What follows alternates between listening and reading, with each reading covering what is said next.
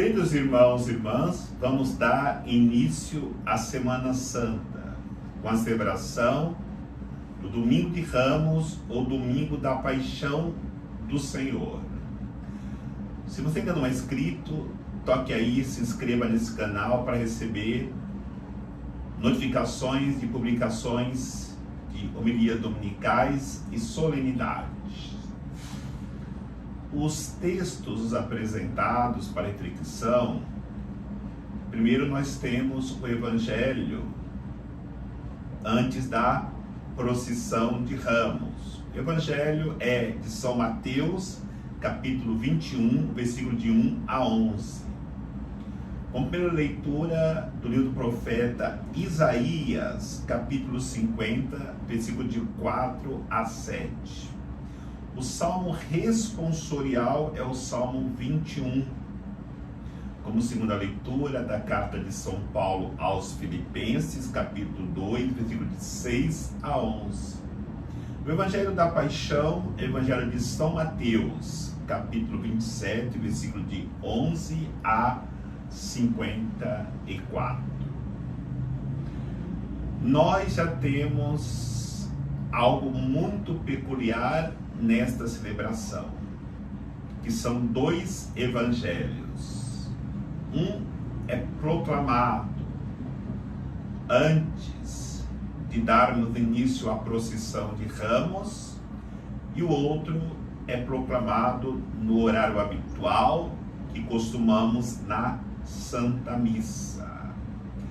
Mas não é somente a peculiaridade de termos dois evangelhos na mesma missa, mas o que mais nos leva à reflexão é a diferença entre um e outro. Por que a diferença? Porque o primeiro é proclamando Hosana, onde Jesus entra em Jerusalém cheio de exaltação. O povo canta: Hosana, bendito o que vem em nome do Senhor. Já no Evangelho da Paixão, Jesus é entregue para que fosse julgado de maneira injusta e fosse condenado.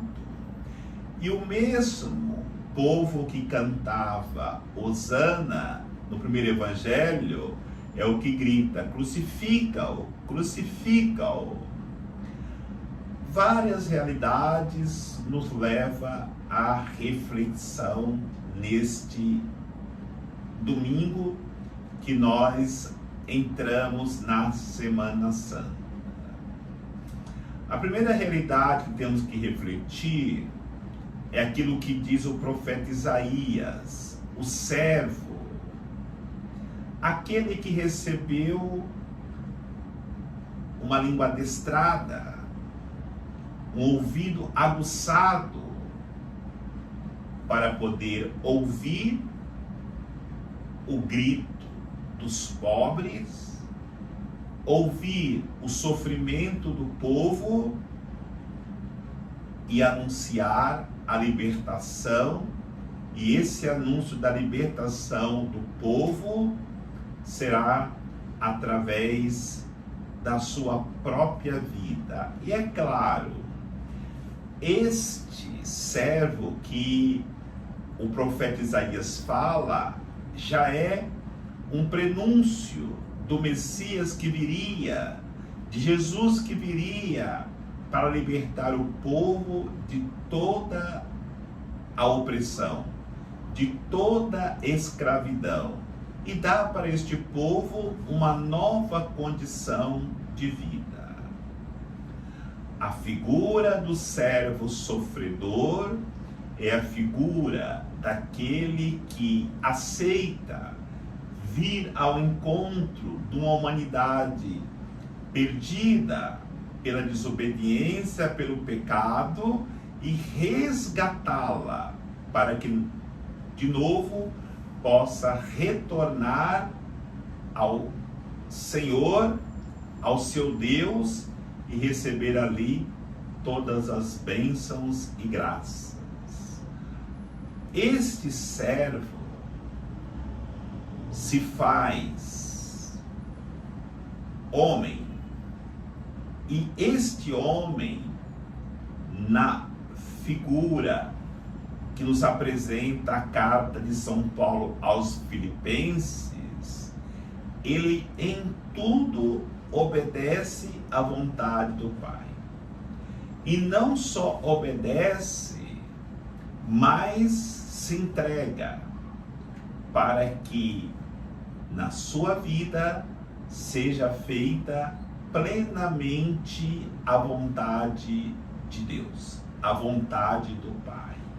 E aí ele assume a condição dos mais humildes dos homens, porque ele assume não somente a condição de homem se encarnando, mas se faz na sua humilhação aquele que se entrega, se faz pequeno, entrega naquele instrumento que caberia aos maiores bandidos, que é a cruz.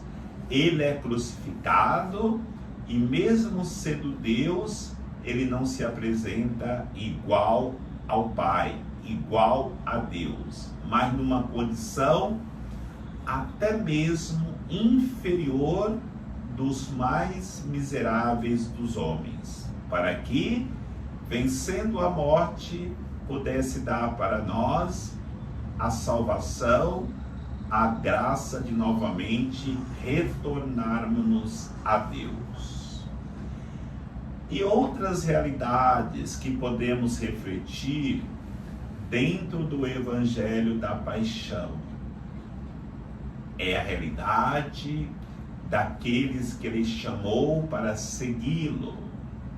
Nós ouvimos no primeiro chamado, deixaram tudo e seguiram. Hoje, na hora da paixão, todos abandonam Jesus e Jesus fica sozinho. Os discípulos estão dormindo no Horto das Oliveiras. Enquanto os discípulos dormem, Judas está bem desperto para colocar seu projeto de entrega do Salvador nas mãos daqueles que eram seus perseguidores e queriam a sua morte. Aí nós temos estas contradições entre aqueles que Jesus chamou e aqueles que não respondem ou não correspondem à exigência de abraçar o projeto de Jesus, que é o projeto da cruz. Jesus nos mostra, nos revela que o seu projeto só poderia ter êxito se ele passasse, se ele se entregasse na cruz pela salvação da humanidade. Então, nessa Semana Santa que nós estamos entrando, temos que entender que não tem como vivermos o nosso cristianismo se nós não abraçarmos em nossas vidas o projeto de Jesus, que é o projeto da cruz. Para que Jesus pudesse conceder à humanidade a graça de retornar novamente a Deus, ele começa libertando os oprimidos. As opressões são muitas, as opressões da fome, as opressões das doenças, as opressões dos controles dos poderosos, e Jesus, como servo, denunciou toda esta realidade. E nós sabemos que os poderosos, ao se denunciar essas opressões, começam a perseguir Jesus de morte, porque Jesus estava denunciando as suas armadilhas, as suas realidades de injustiça para com os pobres, e até mesmo usando toda a estrutura do templo, toda a estrutura da lei, toda a estrutura da piedade do povo, para poderem fazerem as suas próprias vontades, e não só fazerem as vontades, mas enriquecer na custa da religião e da fé do povo. Mas o poder de Deus sempre prevalece. No entanto, para que esse poder de Deus possa prevalecer, foi necessário Jesus colocar a sua vida para resgatar todos aqueles que estavam sobre a opressão daqueles que até então mantinha o status de poder sobre a religião do povo judeu. E aí nós temos esse Jesus que se coloca em nossos lugares, apresentando para todos que quiserem ser libertos e, consequentemente, experimentar a salvação, que se arrependa de todas as faltas cometidas, para que possa ser resgatados por Jesus. E o maior exemplo disso, celebrando hoje esta celebração da paixão de Jesus, é a figura que nós encontramos lá no Monte Calvário. Jesus no centro, sendo crucificado. E de cada lado de Jesus havia um malfeitor. E esses malfeitores teriam a oportunidade de, naquele momento, se arrependerem e encontrar a salvação.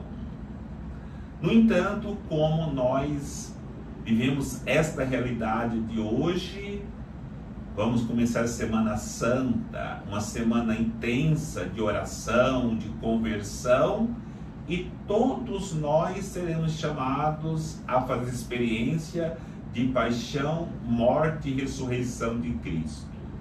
Mas nem todos correspondem a essa proposta de Deus, como aconteceu naquela cena lá no Monte Calvário. Um dos malfeitores reconhece a vida errada que levou a vida inteira, e, solidário a Jesus, ele vai dizer: Senhor, lembra-te de mim quando entrares no teu reino. Aquele malfeitor que errou durante toda a sua vida percebeu que ali estava um justo sendo crucificado pelo seu próprio pecado. Mas do outro lado tinha outro malfeitor que durante toda a vida tinha cometido delitos, por isso era um malfeitor. No entanto, o coração endurecido não deixou que ele se arrependesse dos seus pecados e começou a blasfemar contra Jesus. aquele que se arrependeu recebeu o perdão de todos os seus pecados.